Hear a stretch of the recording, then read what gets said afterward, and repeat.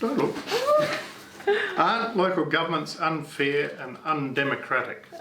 Who decides? You can say no, okay, but then you can also say, well, as a council, when you get elected, for a start, you're elected by people who only vote voluntarily. So it's actually not all of the community that's representing a council.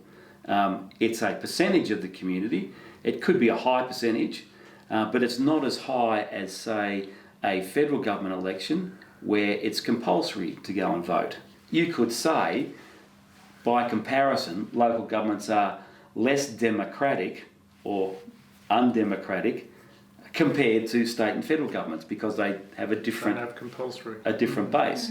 When I was thinking about the 2017 election, local government election, the average turnout was 35% from across the state. So as Wayne was saying before, that really when we have elected members or councillors and council, and when you only have about 35% of the community turning up to vote, really the people that you've elected really only representing the people who put forward their votes.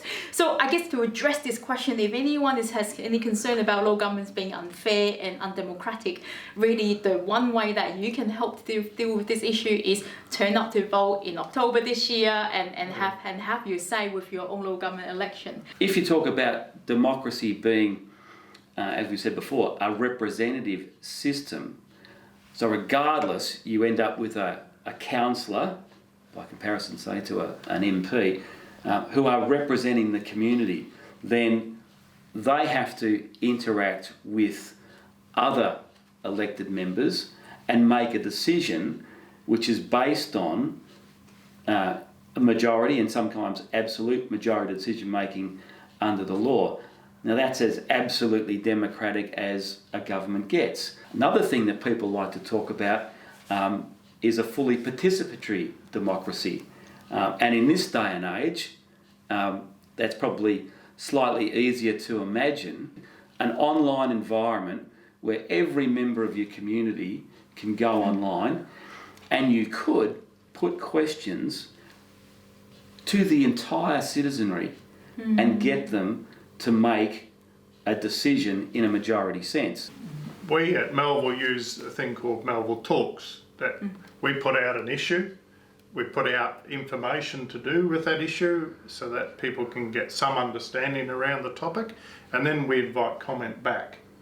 And that helps guide our reports to the council because we can present different points of view, and it makes for a richer discussion and it allows for community input. It's not a referendum or anything like that, but it is very difficult for us to get a broad cross-section of people interested and involved. We know that we can get a certain group who feel very strongly about an issue, but on that same issue, can you get a broad range of people who may have different points of view to actually do input? And that is a challenge.